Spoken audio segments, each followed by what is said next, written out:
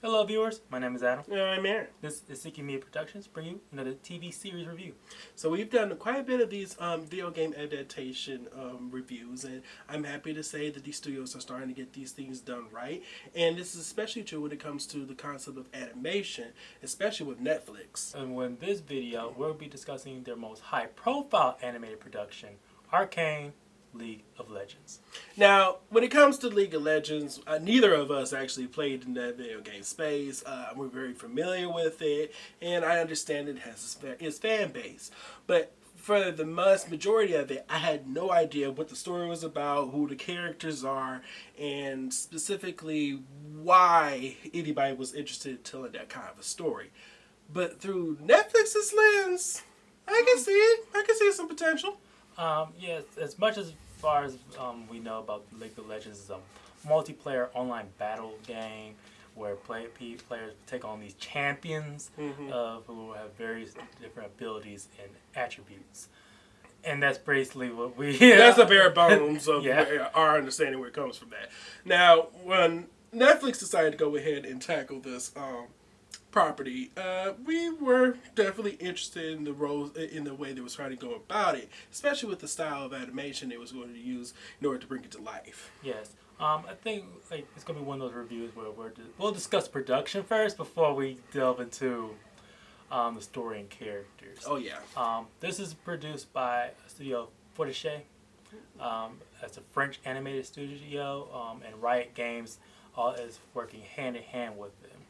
And what we get here is a continuation of the more modern style of CG animation, where it has a beautiful blending of specific, like almost, I would say watercolor aspects and definitely brush strokes. But for the mass majority of it, it is a CGI generated atmosphere that is beautifully rendered and feels almost as if you're either looking through it as a art book, or if not, very much a painting brought to life as well. It has a lot of sensibilities to what you will expect in hand-drawn traditional animation, with how the dynamic of the action, a lot of the backgrounds have this concept art like quality to them. It reminded me quite a lot of the specific artistic developments that was being done into the Spider-Verse series, Spider-Man and whatnot. Yeah, the Miles Morales animated films from Sony. Yeah, and again, these things go like hand in hand, almost like if we could actually see even more properties utilized in this art style, I'm definitely not opposed to it. But I will say that this particular series does use its very artistic flair and a unique aspect. It was now reported as $250 million budget, and is, as of right now, the most expensive animated series for television to date. Yeah, and it shows that. And especially when they go all ham, I'm pretty sure a lot of that money went to licensing the music. Oh, yeah. Or for the many animated and music videos that are popular. It's almost entirely one collaboration or what was it, mosaic or whatnot, of music videos brought together. But it still definitely tells its story pretty well. As far as story is concerned, for the most part, this adaptation of Arcane focused on two of the more known champions from League of Legends. That being the characters of Violet, or Vi, as she likes to be told, or at least expressed in the series, and that of her sister Jinx, or I guess her other name being Powder. What we get from the world is this is a fantasy steampunk, very multicultural environment of many vast species and humans, and majority of it takes place in a city. Yeah, and it's a city that's actually quite divided by class and means that of individuals of wealth and prestige being those who live within the upper aspects of the city, and it's lower denizens in the slums, and that basically has to deal with all the kickbacks and all the corruption that goes upon this world's dynamics. And that's where these two main characters basically find their start in, within the slums of this city. Yes, and What really kicks off the this plot of the story is that one of the higher a scientist by the name of Jason, he discovers a new element that they call like hex tech, Mm-hmm. that has very magical properties of unknown origin. Now, the city itself isn't necessarily unfamiliar with the concepts of hex tech, or at least of magic in their world, but it's definitely something that has been vastly far removed from the inner workings of daily life. If anything, it's something that was done in this past, and now this particular city values the concept of science. But now they're starting to rediscover the properties that could basically either help improve the lives of everyone living within this area, or increase the multitude of issues to come forward. And it doesn't help when many of the people on top and the people below, there are many factions grabbing hold of what they can from this new element and colliding in very tumultuous times. Now, with our two main characters, they basically had some pretty rough beginnings. They're basically orphans from the very start, but they have been taken care of by a familiar older gentleman who's taken them in, and having to live within the slums of the city, having to fight for scraps and just trying to survive, dealing with everything that's going on around them. Violet, who takes the lead as the big sister to her to Powder or Jinx, is constantly at odds with those who live above them, and having to cultivate a relationship and try to protect her sister, who is constantly always bombarded by all these ideas and these concepts that are floating around her head. Unfortunately, with Powder, she gets the name Jinx due to the fact that every time that she tries to be involved with a lot of the activities that her sister and their friends trying to do, It almost always ends in tragedy or some form of mischief. and it really ends with tragedy very early on in the story. That basically leads these sisters to drift away from each other. And that ends up actually splitting a power cake of multiple issues that flows around all the other interacting characters throughout the series. You will find that Jinx is pretty much the linchpin to a lot of the issues that goes forward, and it's pretty incredible to be able to see where it actually follows through from that end in general. But because the show, primary focus is this relationship between these characters of Vann and Jinx. The world building, even though that we described the setting of which a lot of the concepts of magic, and there's actually near the if we get to season 2, there's also another branches of it, and also there's other realms of existence that are being really mostly introduced in season 2, but only teased in season 1. Yeah, it's a lot of basically this entire series does a lot of heavy lifting on the concept of one aspect of the story, and other aspects are very much thrown in on the sidelines.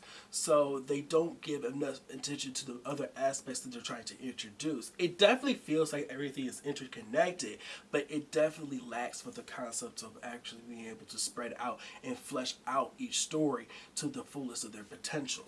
It would have benefited this adaptation, at least another season in the middle, if they split apart. I would say season 2 you need at least episode, 2 seasons, to be honest. 2 more. Yeah, 2 more seasons, because they introduced so much stuff towards the end of the series of the first half of the season, and then going into the second half, they try to rush and hurry up on aspects that they only just barely touched upon in the last go around, and now it's like it's a powder cake of different things that's going on together. It feels like they were too busy trying to tease other things that before the season 2 was released to the public, that they announced many other spin-offs. But what Arcane does, at least with some appeal, and reason why we did continue watching it till the end, particularly some of the characters, Vi, which is a voiced by Hailee Steinfeld.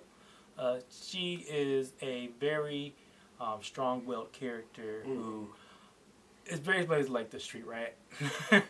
But with heart, I feel as though with her, she's very flawed to the point that she doesn't learn that much from her mistakes. Yeah, she's very much a blunt edged, a blunt instrument that prefers to smash and crash through her problems, and it definitely works out for more clearly spectacular, finish towards the end. But it's at the detriment of so many of her other personal interconnected relationships as well, especially that with her sister Jinx. And Jinx, who's voiced by Purnell, who is also the lead of another video game adaptation, Fallout, in live action. Ella Purnell, she at least from her case, she has a lot more more dynamic character development in this show. Yeah. You come from a character who essentially was abandoned by her family after both her original family and the found family she ended up finding, and then of course she walks a very tight end rope on an individual who could have ended up really realistically having character suicide on too many fronts, especially when you realize how many situations were literally a foul mess of her own making. But at the same time, I feel as though Ellie Brunel's her direction in her artistic flair and actually bring this character to life has so much heart and grit to it that it always leaves you with a sense of you always hoping that she rises above what she's going through. Another character, Jace, who is the main male lead character, who basically catapults the world building of the show. He has a very interesting part because through his lens we see mostly of the higher class people in the world, and from him we're trying to go push the society forward with his tech. Hindsight is honestly the main crux for a lot of these characters. Yeah. To be realistic. Yeah, he has his ambitions get to a lot of a way, and it really damages a lot, especially his own people himself, especially with the character of Victor. Oh yes, his basically his partner in crime in a lot of sense, an individual who's been with him since childhood, who has basically is the other key component to the creation or exploration into hex tech itself, and the character of Victor becoming a very crucial element towards the underlining aspects that follows through to the story towards its end. He's with Victor and also with another character, Mel, who basically makes up a trio. These three makes up a trio. They are among the aspects where the show world building gets messy. To a point that they're kind of because we're introducing the hex tech and also the other forms of magic and the other cultures as well, that the show clearly didn't have enough time in the second season to really flesh out these especially the character of Mel. I feel especially all the aspects that she was bringing towards the table, especially with the other aspects of other cultures and historical context, that honestly would have been incredible to be able to witness and actually fully digest. But these two were both Victor and Mel. Each of them easily could have been a season into themselves. Yes, that's how much of that was crammed into season 2. The conflict with Mel's mother, Mbessa, she is more of a dynamic figure that really does is a focus on the show, with her very warrior-esque demeanor and political strength. Especially for the concept of being, it's a character who we don't honestly get enough of in media. The strong warrior-like woman.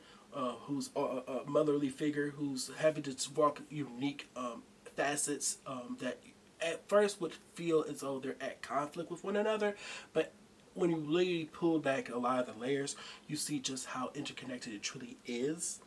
And I feel as though with the character of Mbessa, it is definitely an individual character who I actually did enjoy when I actually got to be introduced to her, and I'm definitely really interested. I really liked where they were going with her. It's just that when they start exploring more of her backstory, is like it wasn't enough time to really explore. Again, a full season could have been used just for Mel alone, and another in this season, which honestly ended up really truly being Victor's season.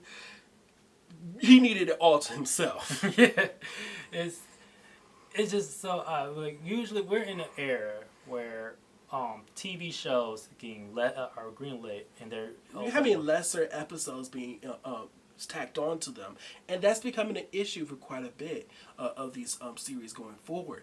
We need as an audience out here to be able to fully be immersed in the world that these storytellers are trying to deliver to us. And if you're trying to do a production show with a very diverse and in-depth world building, you need at least, I would say at the very most, I was either 10 to 13 episodes at least to be able to get us through.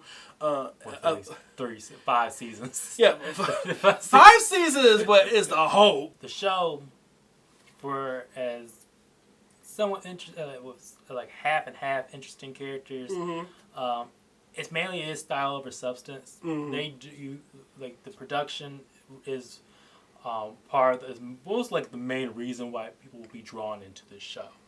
And even though that they had they kind of focused more very much so on the 1% versus 99%, poor versus rich. A story, a concept that's been literally hashed and redone so many different times that at this point you had to be doing something uniquely different to be able to stand out from the crowd. But I feel as though this show prioritized high emotion and not a lot of logic.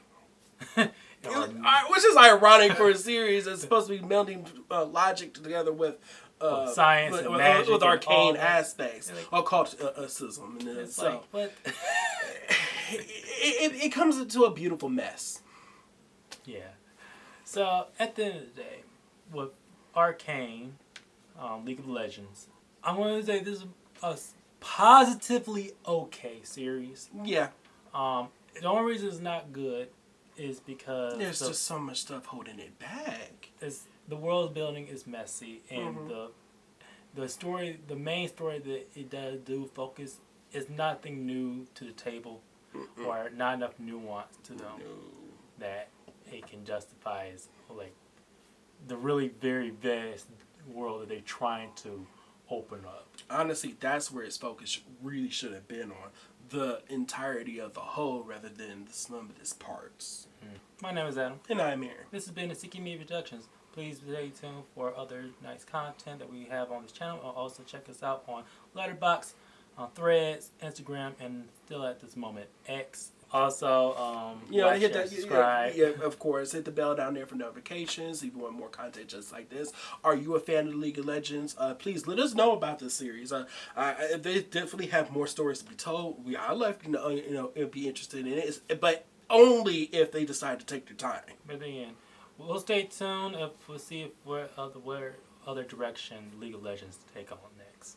See y'all later. See you.